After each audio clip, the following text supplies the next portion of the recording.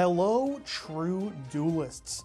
My name is Craig Fee, and as always, welcome to the Yu-Gi-Oh! Update. I've moved the update to Fridays because of my work schedule and the fact that I believe that this series works better on a Friday regardless. But that being said, apparently the past 12 or so days since I did the last update saw the release of every single card ever. So my apologies in advance for however long this is about to be. I am genuinely terrified. That being said, let's just jump into it. YCS Charlotte took place this past weekend, the first YCS in over 2 years. After 11 rounds of Swiss and 5 rounds of single elimination, Elijah Green won the event with Adventure Prank Kids. The Konami official website refers to it as Destiny Adventure Prank Kids. However, I do not believe in calling a deck a Destiny Hero deck simply because it is playing Phoenix Enforcer. Regardless, the deck makes sense given the current format. What didn't make sense was the venue's choice to ban water bottles during the event. Yes, that's correct. DPE Scythe Shenanigans was deemed okay, but basic hydration was not. More hilariously, however, was the prizing for the events. The first place prize won, of course, the card and the trophy and the glory, but one of the side events won this uncut sheet of Starlight Rare Leviathan Dragons and Dragoons. Offers for the sheet are reportedly as high as $20,000, and it seems like a lot more of a rewarding prize than just the trophy, but then this whole thing sounds exactly like something that would happen at a Konami event, so really, who's surprised? More great reprint news this week, as it's been announced that the upcoming set Ghosts from the Past 2 will contain reprints of not just some higher priced splashable cards like Halka Fibrax and number 97 Draglubion, good generic vanilla fusions for ready fusions such as Rare Fish and Sandwich, but most of all reprints of meta-relevant wallet busters like Ryza the Mega Monarch and Aluber the Jester of Despia. With Ryza having been about $60 to $70 per copy, and Aluber reaching as high as $150 each, it's great news for people wanting to more affordably play the game, and awful news for anyone who spent $400 on a playset of Aluber. Ow. More cards from Power of the Elements. There's a lot of them this week, starting with a new archetype fan translated as Splight, a series of level 2 thunders. Each of the main deck monsters are level 2 and have the effect to summon themselves from your hand if you control a level or link 2 monster. Blue adds a Splight monster from deck to hand when special summoned, while Jet searches the spell or trap. Pixies is an in-archetype Honest. Red, contribute one other rank, level, or link 2 monster to negate a monster effect, and if you attributed a rank or link 2 monster, also destroys the monster whose effect is negated. And Carrot has the same effect, but to negate spell or traps instead, and is also apparently named Carrot. Xyz is Gigantic Splight, and can treat a link 2 monster as a level 2 for summoning itself. It needs any 2 level 2s, and if it has a Fusion, Synchro, Xyz, and or Link monster as material, its original attack is doubled from 1600 to 3200. During the main phase, you can make it so neither player can special summon monsters for the rest of the turn except level, link, or rank 2 monsters, and also can detach a material from a monster you control, and if you do, special summon a level 2 monster from your deck. Praise Xenu that is not a quick effect. Splight Elf is their link 2 and makes it so your opponent is unable to target monsters it points to, and once per turn as a quick effect can target a level 2 monster in your grave and summon it, or if your opponent controls a monster, it can summon a rank 2 or link 2 monster instead. As of now, their spell and trap lineup consists of 3 quick play spells. Splight Starter locks you into link, level, and rank 2 monsters for the turn to summon one Splight monster from the deck, and then you lose life points equal to its attack. Splight Gamma Burst gives all your level, link, or rank 2 monsters 1400 attack for the rest of the turn, and can be banished from the grave to target a level, link, or rank 2 monster you control to give it another 1400 until the end of the opponent's turn. And Splight Smashers makes this a lore archetype, needing to banish one Springens, Therions, or Splight monster from hand to activate, and then does one of 3 effects. It'll either special summon a Springens from the deck, a Therions from the grave, or banish a level, link, or rank 2 monster you control and one card the opponent controls. Will that be good in those other decks? E-Telly for Springens sounds pretty damn good. Looks like an annoyingly solid deck. and it's got negates, but needs a decent amount of field presence to do other things. And most of their stuff can be run over in battle, copium, but it can use any level 2 with the Xyz effect, meaning Quillbolt Hedgehog, or maybe Hero Kid, or just, you know, frogs, are all just right to be abused. Either way, it seems like it's unfriendly for Thunder Dragons, so I'm only halfway interested.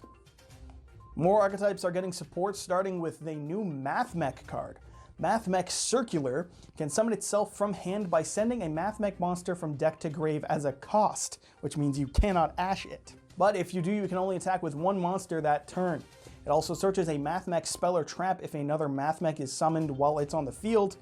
And if you haven't heard already, this card is insane.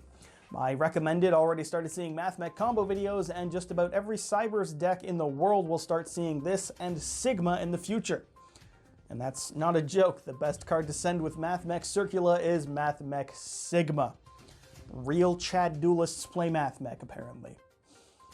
Therions also have 2 new cards confirmed so far. Empress Erasure is a reptile with the usual Therion summoning by equipping a monster from grave to it and giving any monster it's equipped with 700 attack. Its unique effect is that you can discard a card to summon a Therions monster that is in your spell and trap zone. Neat.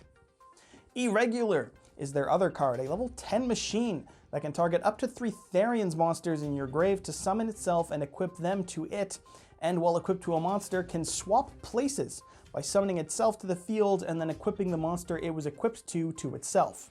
Its on-field effect is neat. By discarding their in-archetype Foolish Burial, you can just board wipe the opponent, destroy every card they control. Will this be an annoying, consistent, and easy thing to pull off based on what the archetype already has, or is it a lot of work for what is ultimately overkill? Who knows? The only thing that matters is the artwork, because this is a pretty dope looking card. Scareclaw is the next deck to get support with a new quick play that can use one of 2 effects. Either target a Scareclaw or Visage Starfrost you control and a face-up monster the opponent controls to give your monster attack equal to the opponent's attack or defense, whichever is higher. Or when a card or effect is activated that targets a Scareclaw or Visage monster you control, negates it. Decent protection, or beat over a problem card. Not great, not terrible. Their new Link is the Link 1 that searches the field spell, but only if summoned to the extra monster zone. Also, its materials have to have come from the main monster zones, because why not? It just needs 1 Scareclaw or Visage monster, and once per duel, if you control a Visage Starfrost, you can special summon it from the grave for free. This is a good card, but it is the worst artwork in the entire archetype. Why is its head larger than the rest of its body? Why did a Rare employee from the 2000s make this art using the DK mode cheat? And if you think that it looks cool, that's fine. Just understand you're wrong and this thing is ugly. Getting that abomination off screen, Rikka got support in the form of new cards for my Sylvan deck. Snow Princess is a level 4 that can special summon itself from hand for free, but locks you into plants while you control it. That's fine, it's just going to be Jasmine material anyways. It also has another effect, that if the opponent activates a monster effect while you control a Rikka monster, you can shuffle it from hand or grave into the deck and tribute a plant monster to negate the opponent's effect. Kind of costly, but if it stops Nibiru, it's probably worth it. They also got themselves a Layer of Darkness, because Konami wanted to give them good cards, I guess. Rikka Arrival is their new field spell. If you control a Rikka monster, you can set a Rikka spell or trap from your deck to your field for free, but doing so hard locks you into plants for the rest of the turn. And once per turn, if you would tribute a plant monster to activate a Rikka monster's effect, you can tribute an opponent's face-up monster instead. All they need is the Link 1 to search that new field spell and they're set. Next up is the new Vendread Support. Yes, the coolest looking zombie deck is getting support from the OCG, meaning we finally could get good support for them. Scar Vendread is level 6 that when sent to the grave adds a Vendread spell or trap from deck to hand.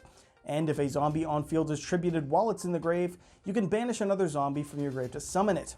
But once summoned this way, it locks you into only summoning Vendread monsters while it's on the field. It was this close to being great support to be able to make Beatrice. Why did they have to add that last sentence?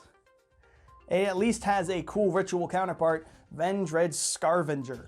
A level 8 with 2800 attack that can be summoned with any Vendread ritual spell. It has 2 effects. It can quick effect tribute a zombie to gain attack equal to the tributed monster's original attack until the end of the turn, and if you control a Vendread Slayer and it's in the grave, you can summon it for free, but it's banished when it leaves the field. Probably a good one for the revival effect, but its main effect is a Vendread staple. It's a disappointment. Lastly for them is a new ritual spell. Please let it be a good one. Ravenous Vendread can summon any Vendread ritual and has a hard once per turn. It special summons one Vendread monster from your hand, deck, or grave in face down defense, except for Scavenger. Then you ritual summon a Vendread ritual from your hand or grave by tributing monsters whose levels equal or exceed the rituals, including the monster summoned from this effect. Praise Xenu, it's actually good. It gets any of your Vendreads on field so the rituals can get the bonus effect. You know, that whole gimmick that the deck has. Or if nothing else, it gets out Scar for an extra search. Sure, it doesn't solve Vendread's crippling resource problem, and keeps the theme of underwhelming ritual boss effects, because if you somehow make them with the materials on field, apparently Konami thinks that they would be too good. They wouldn't. But it's not Red Eye's tier support, so that's a win. The last of reveals for Power of the Elements is a new Hydralander card. This one is level 4, and if you have 4 or more monsters in your grave with different names, you can tribute it to excavate the same number of cards from the top of your deck as you have monsters in your grave, and if you reveal 2 or more monsters, all with different names, you can add one of them to your hand. Also, if it's in your grave, you can banish it to put 1 card from your grave to the bottom of your deck. Is it good? No, not really. It's maybe an okay one of to turn the actual good card Orbital Hydralander's effect back online. I really can't see this least consistent Stratos effect in the entire game ever being reliable. Either way, this card looks like a jump rope. That's the main takeaway you should take from this. That may be the last of cards from Power of the Elements, but you can call me Billy Mays because there's more new cards. Duelist Pack Duelist of Pyroxene got one of its archetypes revealed. This one for Ishizu from the anime. Hell yeah, brother, more DM stuff. Keldo, the possessed statue, can discard 1 Earth Fairy from your hand to summon itself and add Exchange of Spirit from deck to hand, and can quick effect banish itself from the field or graveyard to target 3 cards in either player's graveyard and shuffle them into the deck. Or you can get up to 5 cards if Exchange of Spirit is on your field or in your grave. Medora, the Cestus Oracle, can pitch an Earth Fairy from hand to summon itself and place 1 Gravekeeper's Trap from your deck face up in your spell and trap zone, and has the same Grave Shuffle effect as Keldo. Gravekeeper's Trap doesn't actually refer to any trap from the Gravekeeper archetype, but is instead a new card literally called Gravekeeper's Trap. It's a continuous trap with 3 effects. The first is that while Exchange of Spirit is in your grave, your opponent cannot activate cards' effects or summon cards from the graveyard. Annoying. During the main phase, it lets you discard a card to add 1 Gravekeeper or Earth Fairy monster from deck to hand, and during the opponent's draw phase, before they draw, you can declare 1 card name, reveal their drawn card, and if you called it right, they discard it. They really did just throw a bunch of unrelated effects on this thing and call it a day, but I guess it's solid. Adigo, the Ancient Sentry, has 2 effects. If a card is sent from the hand and or deck to the opponent's graveyard, it can summon itself from the hand and 1 Earth Fairy from the grave, except for a copy of itself. And if it itself is sent from hand or deck to the grave, you can mill 5 cards from each player's deck. Then, if Exchange of Spirit is in your graveyard, you can mill an additional 5 cards from either player's deck. Milling. That's just what modern Yu-Gi-Oh! Needs. Revival of Despair and Hope is a new normal trap that, if you control 3 or more Earth Fairy monsters, lets you send as many monsters on the field to the grave as possible. Then each player can summon monsters from the opponent's graveyard to their field up to the number of monsters sent to the opponent's grave by this effect. Then, if Exchange of Spirit is in the grave, you are allowed to set any trap card from your deck, and it can be activated that turn. I don't know what's going on with Konami lately with Earth Fairies specifically and just generic trap support, but they're really getting a lot of love. The last new card for this theme is an awful Ring of Destruction. By that I mean Blast held by Fate. When an opponent's monster declares an attack, you can destroy the opponent's monster on field with highest attack, your choice if tied, and then deal damage to both players equal to that monster's original attack. But if Exchange of Spirit is in your graveyard, only the opponent will take damage. It's just situational Ring of Destruction. But it does have another effect. Maybe that makes it good? If it's sent from the hand or deck to the grave, you can add one level 4 Earth Fairy from your grave to your hand. Yeah, it sucks. It seems like more of a nuisance than a meta threat, but at least we have another DM character to put on a pack. So, this time it's everyone's favorite. Ishizu. And the last set with reveals for this week comes from the upcoming OCG set Animation Chronicle 2022. Starting off with the tried and true DM cards, the Face Card series got support. Royal Straight is a quick play spell that sends one each of Jack's Knight, King's Knight, and Queen's Knight from the hand or face-up field to the grave to summon one monster from your hand, deck, extra deck, or grave that mentions all three of them. It's a good cheat out for their boss monsters, I suppose, including the new Royal Straight Slasher. Royal Straight Slasher is of course named after a deeply closeted RuneScape player and cannot be normal summoned or set. It needs to be summoned off of Royal Straight. If you have Jack's Knight, King's Knight, and Queen's Knight in your grave, you can send one monster of each level between 1 and 5 from your hand and or deck to the grave to destroy all cards the opponent controls. And if it's destroyed by battle, you can target and summon up to 3 light warriors from your graveyard. Yeah, no, that effect is worth 5 separate garnets. What a shocker that it's bad. This continues to prove my personal belief that Yugi decks are just bad and Kaiba deserves to win every single duel in the series. G Golem is the first new archetype from the set, getting 7 cards thus far. First up is Pebble Dog, a level 2 that if normal or special summoned can take one Golem Pebble Dog from the deck and either add it to your hand or special summon it, but regardless it locks you into Cybers for the turn. Also, if it is sent from the hand to the grave, you can add any G Golem card from your deck to your hand. Rockhammer is a level 6 that can discard a Cybers from your hand to make it level 2 until the end of the turn, synergy with the dog, and contribute summon itself to special summon 3 G Golem tokens in defense position. And doing so, again, locks you into Cybers, because Cybers decks do not have nearly enough ways to link spam. Gravity Balance is a normal spell that is always treated as a G Golem card and can target 2 Earth monsters with the same name in your grave and or that are banished and summon them with their effects negated and their attack and defense going to 0. Also, they're destroyed during the end phase. And just for icing on the cake of this Goki rematch on steroids, it can also be banished to protect when a G Golem monsters would be destroyed. Not bad. They have 4 link monsters, starting with Crystal Heart. No relation to Marincess? Question mark? I'm assuming this is all from the manga or an anime. I haven't seen any of it, so I'm just gonna blindly say it probably has something to do with it. I guess I'll find out. You can target one Earth Link monster in your grave and summon it to a zone this card points to, and then place a G Golem counter on this card.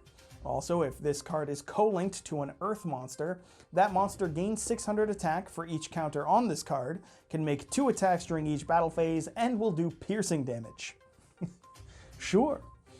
Stubborn Menhir only has an effect when summoned from the grave, but when it is, can target an Earth monster that cannot be normal summoned or set, and either add it to your hand or summon it, but if summoned, its effects are negated and it is banished when it leaves the field. Invalid Dolmen is their link 3 and makes your co-linked monsters unaffected by monster effects activated on the opponent's field, and all your opponent's monsters must attack it if able. Once per turn, you can discard a Cybers monster to draw a card, and lastly, if destroyed while co-linked, negates the effects of all face-up cards your opponent controls. And yes, that is cards, not just monsters. Their last card is their link 4, Dignified Trillathon, not Triathlon. Like the link 3, all monsters your opponent controls must attack it if able, and once per battle before damage calculation, you can send an Earth monster from your hand to the grave to make the opponent's monster lose 200 attack and negate its effects. Great effect for a link 4. Its third effect is that if the opponent activates a card or effect that would target a Link monster you control, it can quick effect negate and destroy that card.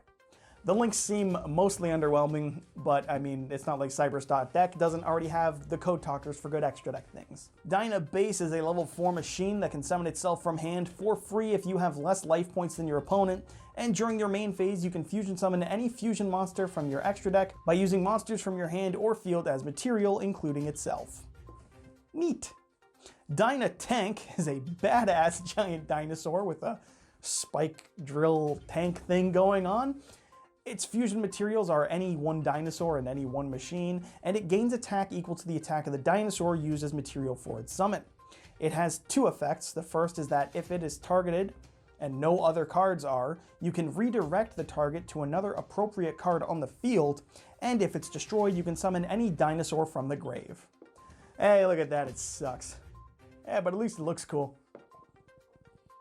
The Animation Chronicle 2022 is the sequel set to the Animation Chronicle 2021, which had its cards imported to the TCG in Brothers of Legend. If the trends follow, it's safe to assume that we can expect a reprint of Pot of Prosperity in the TCG pack with these cards, which will sell for $125 on the secondhand market, instead of the original print's $130. Stonks. Lastly, for the new cards, is a V-Jump promo for Sky Striker. It's always treated as a Sky Striker card, and during the main phase you can equip it from your hand or field to a Sky Striker ace monster you control, and that will gain 400 attack. Wow! If it's destroyed on the field, you can send one Sky Striker spell card from your deck to your grave. Not only is this a situational Foolish Burial Goods, but you can also only use one of those effects per turn. So you can't even equip it and then pop it to send something with Area 0. You have to equip it, wait an entire turn, and then try it. Finally, we got a bad Sky Striker card. Oh. In Master Duel, the Synchro event kicked off, offering players an alternative ban list, more gems to earn, and this time around a special title and cosmetic prize for those competing. Progress! You just have to deal with playing against Adamancipator or Synchron spam combos for minutes and minutes of your life that you will never get back. That, or you can just play True Draco. What a great event. In community news, the Progression series dropped again this week with Soul of the Duelist. After absolutely no eventful pulls, Gage once again showed that playing Pot of Deck in his deck will help him to win, beating out Simo 2-1 with his Chaos Good Stuff deck. And Simo managed to not overthink himself into a free loss and just played his own Chaos Good Stuff. The series score is now 4-8 in favor of Gage, who also gets to ban a card from Simo thanks to the wheel spin. Hooray! From the YCS, we saw plenty of Yugitubers attend, with a chance for players to meet and greet their favorite content creators, including King Scarlet, who was both at the YCS and attended it in person, as seen from this very real photo. Lastly, for community news, this. Absolutely beautiful. And so that wraps it up for this week's way too long update. As always, I'm your host, Craig Fee. Make sure you subscribe to YGO Strats for next week's update, and so that you too can become a true duelist.